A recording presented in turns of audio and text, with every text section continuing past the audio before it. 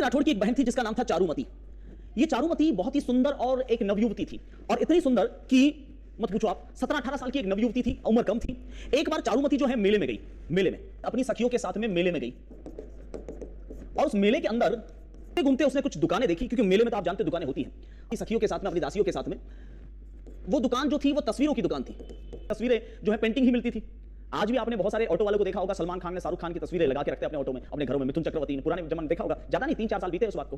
तो आप जानते हो कि चारुमती एक युवती है। कोई कहानी सुनिएगा, बड़ी इंटरेस्टिंग कहानी है। तो युवती है तो स्वाभाविक सी बात है उसके भी तो कोई सपनों का राजकुमार होगा।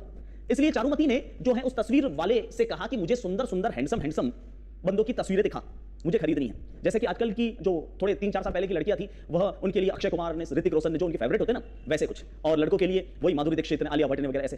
तो चारुमती तस्वीरें देखने लगी साहब। तस्वीरें देखते देखते उसने एक तस्वीर पलटी, दूसरी पलटी, तीसरी पलटी, ठीक है, और उसे एक बढ़िया से हैंडसम बंदे की तस्वीर दिखाई थी।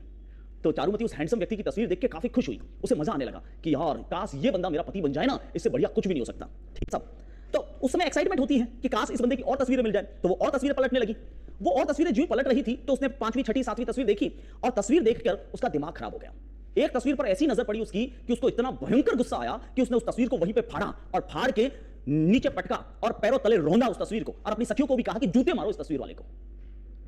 आप लोग समझ चुके होंगे कि चारुमती ने जो चौथी तस्वीर देखी थी वो किसकी थी, लेकिन वो उसे नहीं जानती कि वो कौन है। वो तस्वीर थी महाराणा राज सिंह की।